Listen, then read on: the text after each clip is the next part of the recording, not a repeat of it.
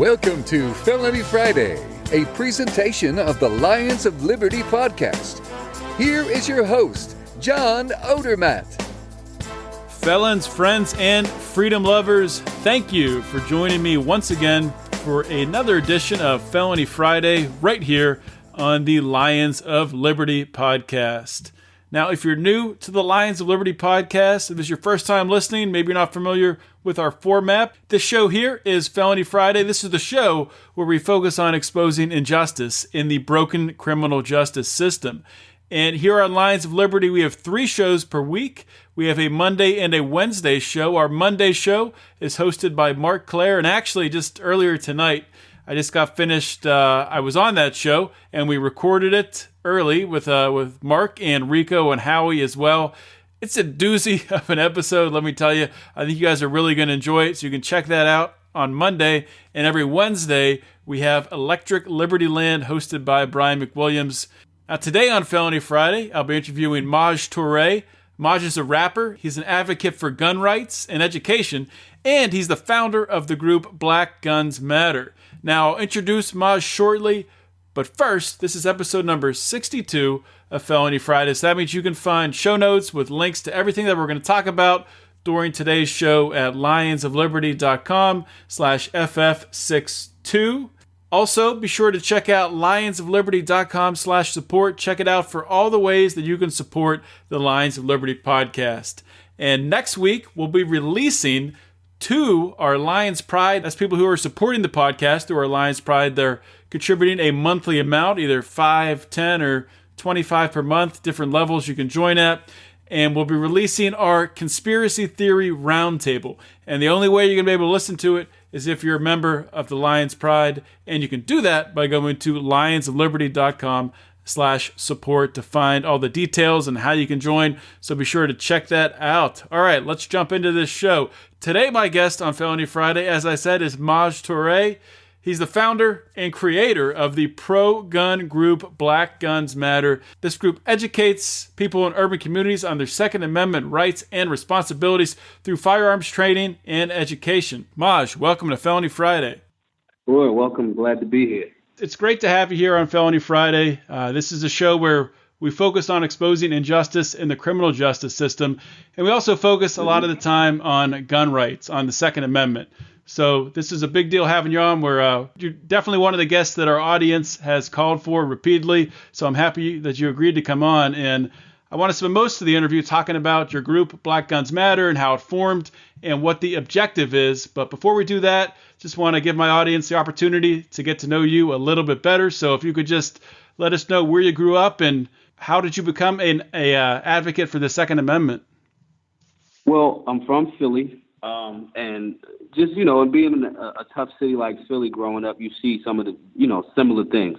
Then if you're blessed enough to travel around, you see, in urban environments, some of these things are exactly the same. You have friends who catch the same cases, possession charges. I mean, not even violent crimes, guys that had a firearm that just, wanted to protect themselves. So, they get charges and you start to go, there's something to this, and, if you're tired of getting, the same result, you do something different. So fast forward a bit, we decided to have a license to carry drive, and a lot of people turned out. And from there, we were like, okay, we should do this more consistently. Then we decided that we wanted to have take this national. So that's how, the humble beginnings, the unofficial start of an organization. Then it turns into something that, you can reach a bunch of people with. And that's, our the origin of Black Guns Matter. Prior to this, did you have any background in activism, or was this your start?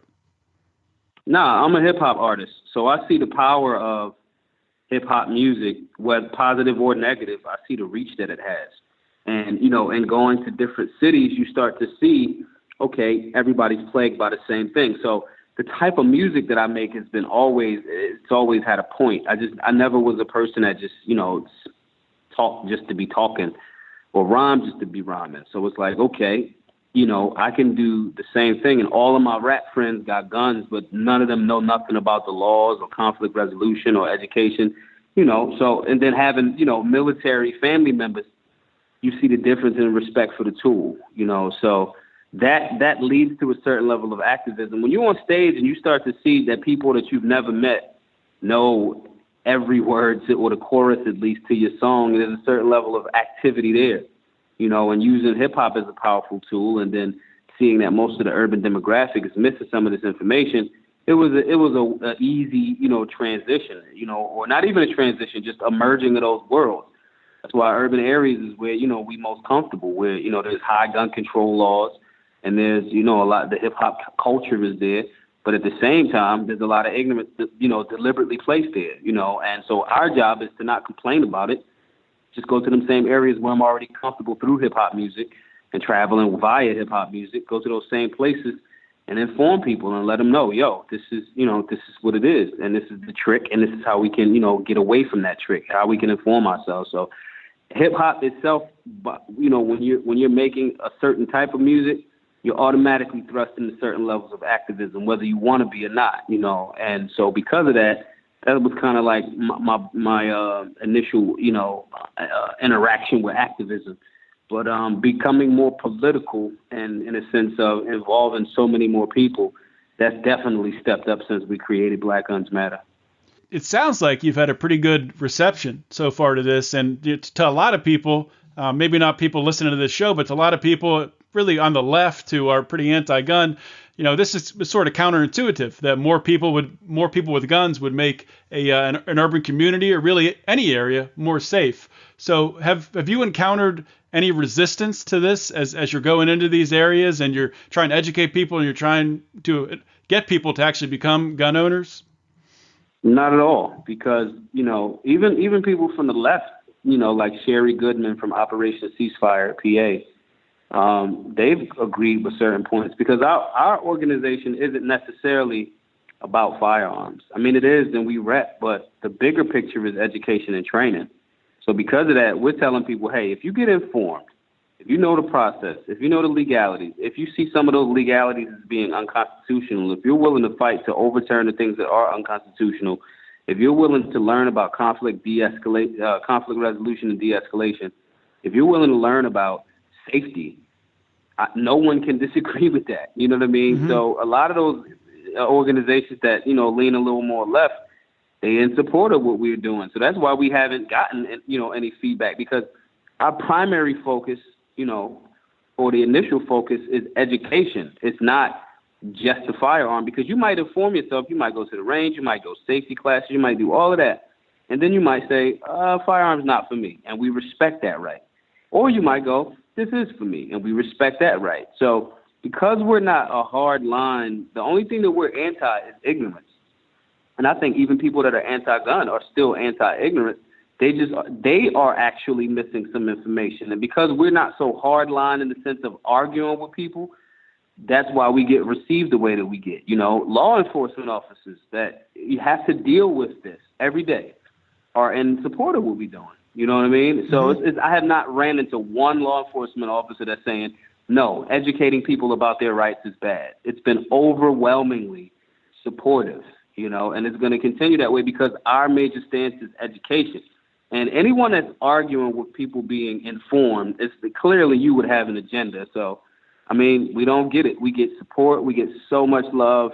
We're completely funded by the people. We don't have anybody in our pockets, or we're not in anybody's pocket. We're able to travel the country on people, supporting. So if the people ain't want it, they definitely wouldn't give up no money. So, it's been overwhelmingly supportive. Keep talking about education. I think that's awesome that education is first. Education is the most important thing. People understand their rights. So what type of form does this education come in? Is it like recurring classes? Are there seminars? You're going into these cities. What type of stuff do you offer? Well, one, we deal with, again, conflict resolution and de-escalation, which is missing in a lot of gun situations. We bring out instructors and lawyers from the actual neighborhood, the towns that we're coming to. We basically work as a situation where we link people with people. And the thing that was not being addressed is what we bring to the table that's very proprietary is you can't fake where you're from. The information and the vibe that I have and that my team has, those people know, okay, this person's from the same demographic as me. The problem with outreach in a lot of other organizations is they're labeling these people, our people, criminals. They're calling them thugs, or they have that energy, and the people feel that, and it doesn't make them comfortable. If you're not from the same place that I'm from in that sense, you already we on defense. And so what's helping us is my life experiences that you cannot replicate is what's making people gravitate towards me and what we're doing, because we present it in a way where you can get the information, but it's for an urban demographic because we from that demographic. You can't fake it. So with that being the case, they feel, we feel a little bit more comfortable, a lot more comfortable dealing with de-escalation tactics, dealing with the laws, linking with reputable instructors in those towns, linking with attorneys that are there to help, to work for the people. So these are all things that we deal with in our classes. And obviously, firearm anatomy, basic handling, basic, transporting and things like that. Those are clear, obvious components. But we have such a holistic approach to it, and that's before we even get into the cultural and philosophical component of what the Second Amendment means for people in the hood. So all of those different things it creates a space where we can educate, we can help with some trauma, we can let people's, horrible experiences with corrupt portions of law enforcement in the hood, we can address that, we can give them tools and solutions for that so they're not in that same space. We can help them fight back tyranny by showing them how you are a part of this entire process, and doing it from a space, and I'm not saying this to sound arrogant, but the reason why we're making the traction that we're making is because it's us, is where we from. And I don't judge. My friends, some of my friends are monsters. They're monsters. I love them forever. Can't take them everywhere with me, but they're monsters. But I don't judge them. I grew up with them. So because of that, the best I can do is still reach them. And we go to places that a lot of these organizations or people are afraid to go, or they've written us off. That's honest. That's just keeping it real. Like, you gave up on an entire demographic, tens of millions of people, or you were afraid, and I'm not afraid. I go to Chicago. Sometimes I got a gun. Sometimes I don't. I go to the movies. I hang out. It's my neighbor. It's the same as North Philly for me. It's not different. So by able to, synthesize that concept along with a genuine nature and give people tools as well as hearing them is all of what we do in our classes. We'll be right back with the rest of the interview with Maj Toure, but first, I want you to hear about the sponsor for today's show. Liberty lovers, have you seen our new t-shirt line over at lionsofliberty.store? If you haven't, well, go check them out. But if you have, then you've seen the great design work of my man Dan Smots of Goulash Media. Dan has been a longtime fan of the Lions of Liberty podcast and credits the show with being a big contributor to his interest in libertarianism and politics in general. Dan is a super talented guy, and he is able to contribute to just about anything creative, whether it's graphic designs like you saw with our t-shirts, whether it's videography, he does weddings and that sort of thing, or audio production. He even did the newest jingle for Letters of Liberty. Dan is based out of the Quad Cities area in Illinois, and he's always happy to travel. So if you've got a wedding coming up or any sort of project, video or audio related, I want to highly encourage you to check out Dan Smots and Goulash Media. That's Goulash, Goulash, goulashmedia.net or goulashfilms.com. And we're back from commercial break. Maj, based on what you've been able to do so far, especially with this from an education standpoint, is there a limit on how much you can change without getting some help from politicians, especially talking about things like the war on drugs, rolling that back, and actually, like you're talking about Chicago, in a city like that, that's some of the most strict gun laws out there, people can't get a firearm. They're not legally able to. So are there other dominoes that have to fall to really rectify these problems in urban areas? Yes, the dominoes got to fall, but that's even politicians are the people, whether they're aware of it or not. And if they're not, if they want to act like they're not aware of it, we're going to quickly remind them by voting them out, and you will not collect that check, especially on the local level. So yes, the short answer is yes. There are dominoes that got to fall, but the first position in that is we got to get the numbers. My job is to make sure that hoods across America thoroughly understand that they're a part of this American thing. We've been disenfranchised or felt disenfranchised for a very long time because of the history of racism, the history of classism, the history of sexism that's going on or has gone on in America. Because of that, systematically over time, you have people feeling less confident because they feel like they don't have a place in it. My job is to electrify them and let them know not only do you have a place, but you, the hardworking people that make up America right now, you have more than a place. You got more than a seat at the table. You damn near built the table. So that confidence needs to be there, and there's a responsibility with that confidence and power. From then, you give people an understanding of civics and in a historical context and even to a present-day context. You understand that the Constitution and the Bill of Rights and these things are for all American citizens. So when you give them that information, they get back to, this thing is about we the people, not we the government. As a matter of fact, this government works for us, not the other way around.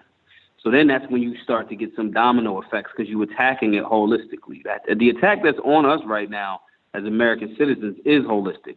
They're conditioning you in movies to think that guns are bad, the guns do this, that. They're having you believe that mass shootings are a large percentage of shootings in America, and it's just not true. It's less than 1%.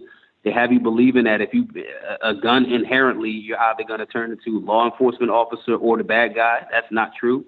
They leave out certain things like, firearms education was taught in schools up until the 30s. They conveniently leave these things out, and our job is to get the hood on board and inform them and put them on a path, and that's what we're doing. So by putting millions of people on the path and then generating business and money and jobs off of those newfound millions of people that would have been, not a tax base, by doing that, now we talking numbers, now we talking money. It's easy to talk to politicians then. And then some of those dominoes, if not all of them, are going to be knocked over. It's not even a question of if, it's when. I got plenty of time to do this, So saying that to say, we're getting strength in the numbers to do that. But yes, some of those dominoes are going to fall because we're going to push them over. Yeah, it's reality. It's a fact of life that in order to influence politics, you have to have money, you have to have numbers. So that's just the way it is. I don't think that's going to change anytime soon. I'm curious, sort of, are you targeting certain cities where you're seeing more growth, where you're seeing more people being receptive to this? What cities are you having the most success in? We having success in all of them, but we targeted cities that have high populations like Chicago, because usually the high populations go with a bunch of gun control, because it's not gun control really, it's people control. So they make the restrictive laws in a highly populated city because they don't want massive amounts of people to have the right to defend themselves. So that's how we pick the cities. And it just happens to fall in line with, not happens, it's strategic. It falls in line with Chicago got all of the gun laws, all of the gun restrictions, and they got the bloodiest nights ever because the people that are the bad guys don't care about the rules. And on top of that, they know that there's no deterrent. They know that there's not somebody that's armed and trained, and more than likely that person is an easy victim. So because of that, they move how they move, and there's no deterrent. There's not. We're going to change the culture of firearm ownership in urban areas, like Texas. The phrase "don't mess with Texas," because culturally, the people in Texas have an understanding of firearms. And you might have a shotgun that you're walking into if you break into somebody's living room. And it needs to be the same way across. And it's as cliche as it is, a peaceful society, an armed society is a polite society. So that's really, how we do that. And it's not, the numbers are already there. We just trying to gain more of a following because we're getting more fresh minds on this side before the opposite side convinces them to, vote in their own enslavement. Truth right there. And I heard you say, I forget which interview it was. I don't know if it was on Hannity or a different interview, but talking about, it's just a matter of time till you're going to win with the truth on your side. And you definitely do have the truth on your side here. Absolutely. I'm curious how you're going about building up this huge organization. What sort of platforms or tools are you using to raise funds? We're using GoFundMe, and we sell our hoodies. That's it. We make every single trip hotel, flight, bus ride, train ride, every single dollar, totally transparent, has come from the people. GoFundMe.com/Black Guns Matter and the BigCartel.com/Black Guns Matter. Hoodies, T-shirts, coffee mugs. We got some more T-shirts coming in a little bit. But every single dollar has come from the people. Not one company has donated, and they should, which is very interesting to me, that the companies that have millions and millions and millions of dollars and hundreds of millions of dollars have not donated a cent. No Second Amendment organization other than the local ones, because we came out to their town. No Second Amendment organization has given us 1 penny at all. And I'm actually going to start being a little bit more cavalier and calling that fact out, because everyone loves to say, oh, you're doing great work. You're doing great work. But the people are putting their money where their mouth is. People, so that's how we get funded. And it's a good thing. Don't get me wrong. I enjoy being able to somebody that can say, hey, man, I just donated to you. And I can immediately say to them on Twitter, yeah, I just posted it. I love that. Nice. But a lot of these companies, they should start putting some money up. They really should. And it's not going in my pocket. It's going in the work that we're doing, So all of our funding, every single cent is totally transparent. It's on our GoFundMe page. Anybody can see exactly how much money we've raised. It's on the page. And if anybody wants to donate, they can shoot it there at $5, $10, $100, $1,000, $2,000. It doesn't matter. But that's how we make the funding. And as far as like how you build something like this, we build it by not trying to build it. We build it by there's certain truths that resonate.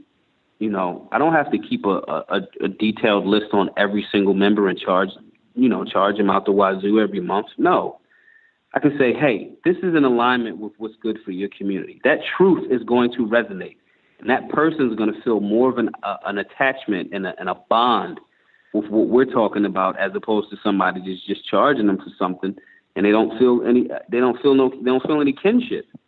I had an experience. Right now I'm dealing with a guy that is hating on me in social media world. Not going to say his name because he's a clown.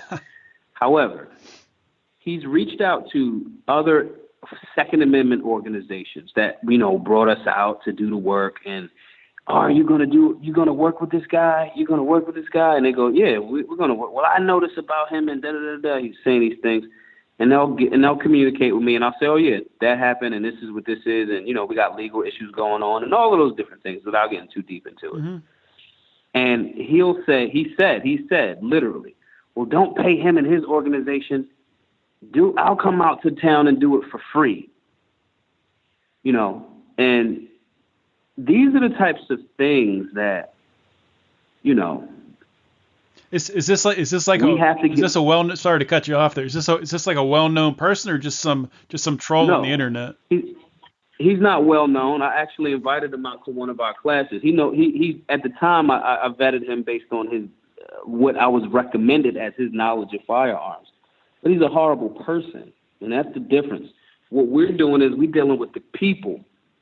I deal with friends that, he's just my friends. They will shoot you for saying the wrong thing to them.